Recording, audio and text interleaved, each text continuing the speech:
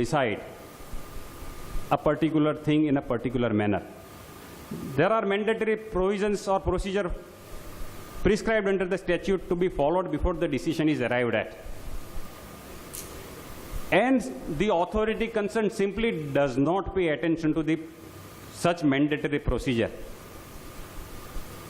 Then in that case, you can say that yes, law says that in all cases, this procedure, which is a mandate of law, must be followed. And in my case, it has not been followed.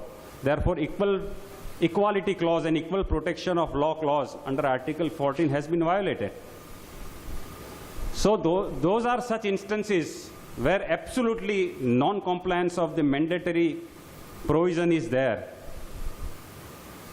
And in ignorance of such mandatory procedural or substantive provisions of law, if the tribunal, court, or quasi-judicial authority has taken a decision, then conceivably you can challenge that decision being violative of Article 14. And because of Maneka Gandhi's judgment, automatically, once Article 14 is violated, automatically 19 and 21 you can invoke, because there is a nexus between Article 14, 19, and 21. So this 14, 19, and 21 you can invoke, but you will have to apply your mind. Are you challenging order of the authority or tribunal on such grounds which entitles you to invoke Article 14? Otherwise, we are, as I said, that we believe that we are practicing constitutional law.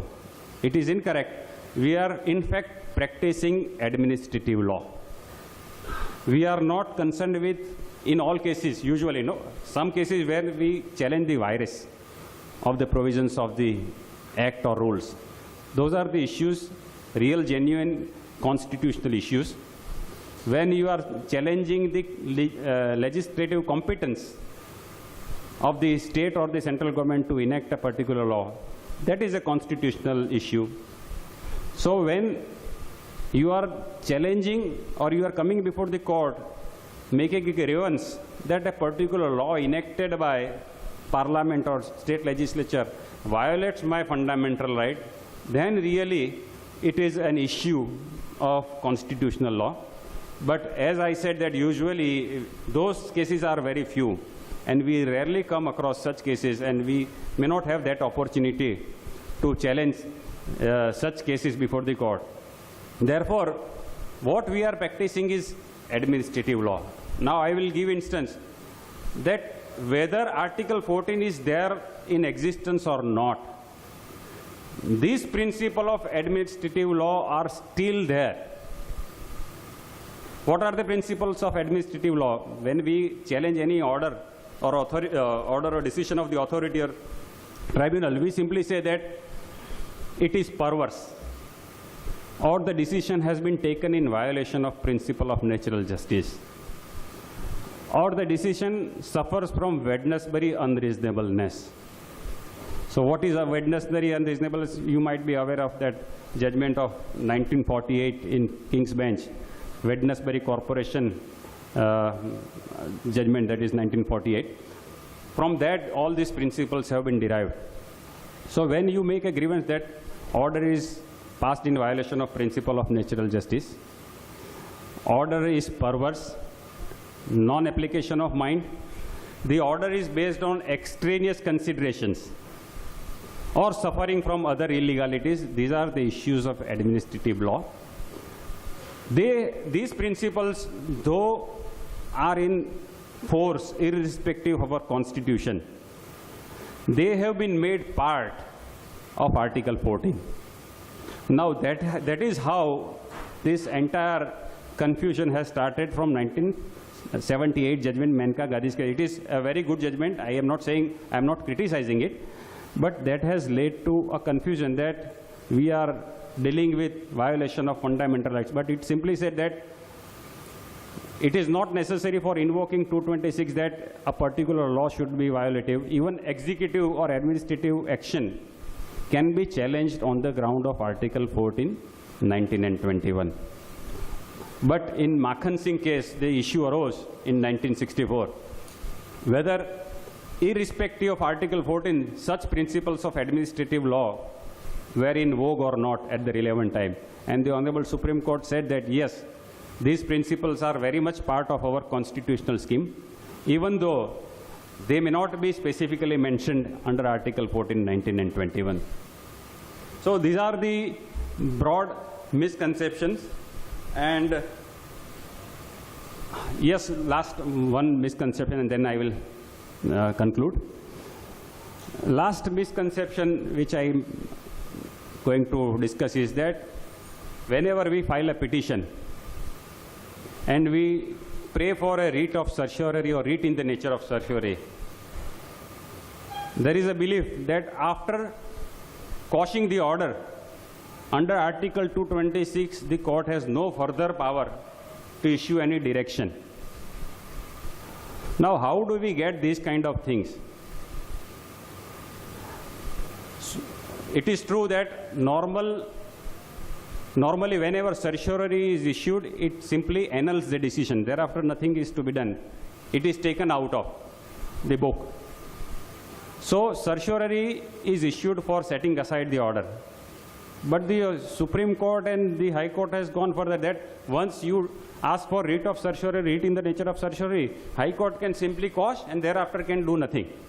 And if the High Court wants to do something, it can only do under Article 227, over the, which confers power of superintendence over tribunals and courts. So if after setting aside the order of the trial court or the tribunal, if the High Court wants to issue further directions, it has only power under Article 227. Now this is also incorrect. This confusion is because of the reason of judgment in Hari Vishnu Kamat's case. In Hari Vishnu Kamat's case, which is reported in AIR 1955, page 233, while examining the validity of the judgment or decision of the election tribunal, the Honorable Supreme Court issued writ in the nature of certiorari and quashed the order of the tribunal. But then the court wanted to issue further directions. And at that time, perhaps it did not strike to the honorable judges that they can issue combination of the writs also. They can issue further direction under Article 226 also. They simply said that we are issuing direction, further direction in exercise of power of superintendence, which are conferred under Article 227 on a High Court. So these observation has led to this state of affairs, confusion.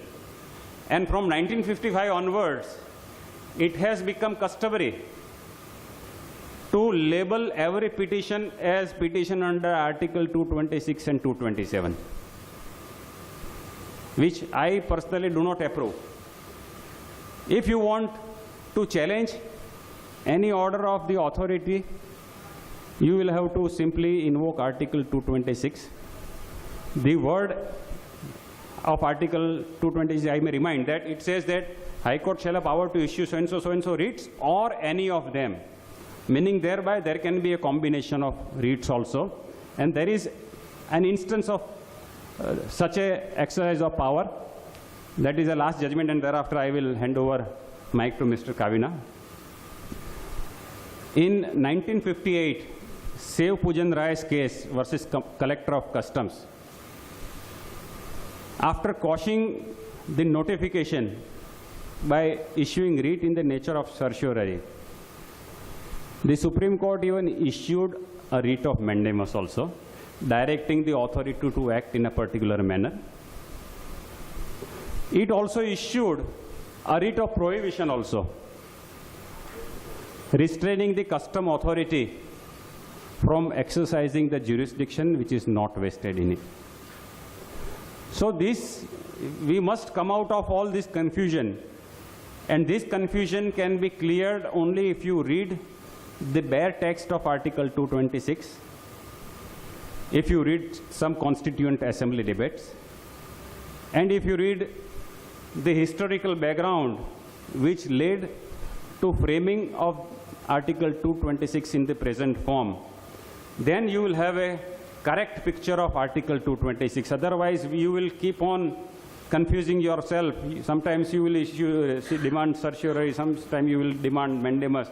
I would request that please don't mention any writ in your prayer clause. Simply say that this honorable court may be pleased to issue appropriate direction, order, or writ to quash and satisfy, or directing the authority to act in a particular manner, or to exercise discretion in lawful manner.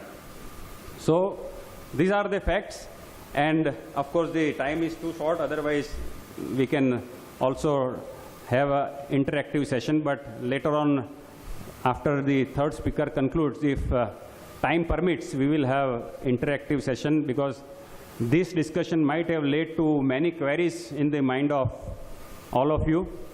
And since the time is short, I am concluding here. I am really thankful to all of you that you have heard me very patiently, and it is indeed a matter of great joy that you have participated in large number, and you have made this function very successful. I would request that please keep showing such an interest in all the legal seminars which we may arrange in future also. Thank you very much.